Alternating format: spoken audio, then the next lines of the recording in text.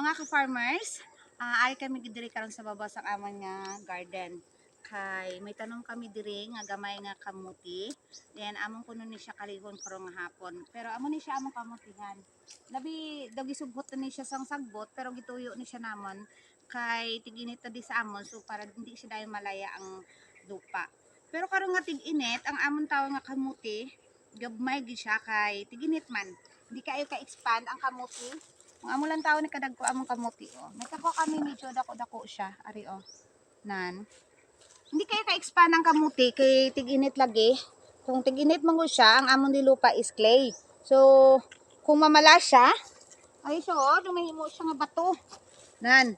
Kung may kontra ka kag ipakal nimo, buklan gid. Then, kung magtimpla po siya ang init kag ang ulan, amo na siyang halbo na siyang amon nga lupa dire. Pula-pula ang color sa amon lupa. Tapos kung magtig-ululan na po siya nga sige siya ulan, mahimo na po siya nga kalamay hati. Atong napilit-pilit gid bala nga lupa. Pero back to topic ta. Ang kamuti damo gid dako kay nga mabulig sa aton sang kamuti like himuon naton na snacks, human naton obra so park na naton sa atong kape or pagkaaga, pwede na ta hindi ta mamahong sang rice. Makamuti lang ta aton ipark na sa atong sudan or mang coffee lang pud ta aton siya ipark na gatas or tea amo na siya ang mahatag sa aton sang kamuti di ba damo man nga mga farmers makarelate sini sa ako nga sometimes hindi na ta magkaon makakaon na ta sa mga kamuti or saging din before ta makadto sa aton nga obraso libre na siya isa ka palang mahawan nga magasto naton para sa aton nga rice nga kaunon and then ang kamuti man gud maini siya sa aton nga health kay low in calories calories and then high in fiber ni siya and also kung masigita consume sa kamuti makapahatag po kuno hami sa atong skin and sa aton nga hair so damo po siya nga benefits ang mahatag sa aton sa kamuti maukay na punta sa akong kudigo kay ang pag-research na kong kagina amo ni siya ang ginhatag sang GPT sa akon ang benefits sa kamuti so rich in nutrients gud ni siyang kamote. So kabalo na magita nga rich in nutrients siya.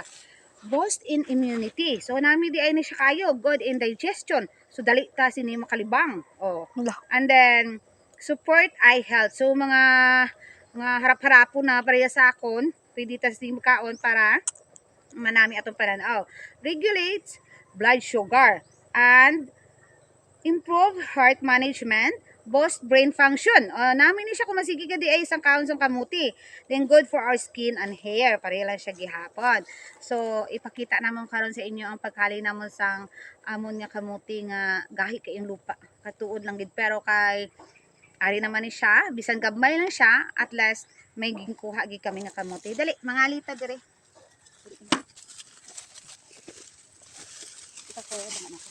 Amo ni siya nga among kamuti so papatayan siya kuan lagi siya time lagi siya nga harveston so amo lang gid lagi ni siya anang gamay ang iyang unod ulang tawan ninyo may unod siya makuha namon pero gabmay siya gidaot na gani amo ni siya sakit sang kamuti diri sa amon pag magtig-init na ginabalantik siya so pilion lang naton then ibalik lang naton siya sa lupa kay ano naman siya balantikon basta tig-init balantikon din ang kamuti so hindi pareha ako magtanong patig ululan nga healthy kayong ato nga kamuti ulo gamay kay uno sa among kamuti kay mama bagal na niya bagal na gid gani man so yawan ka nakakali kay pati nagigagahi na ato na.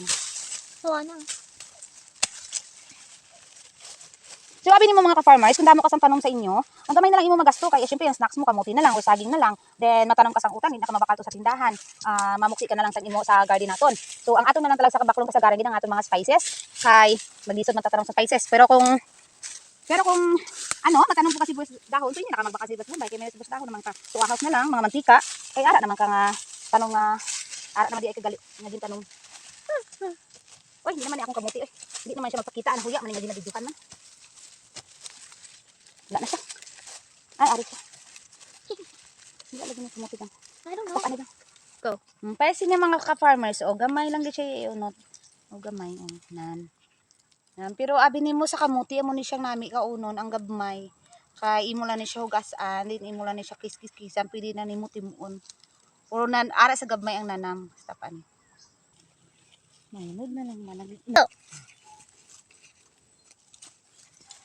Ari pa nan amo na ni siya kadagko taon mga ka-farmers. Pero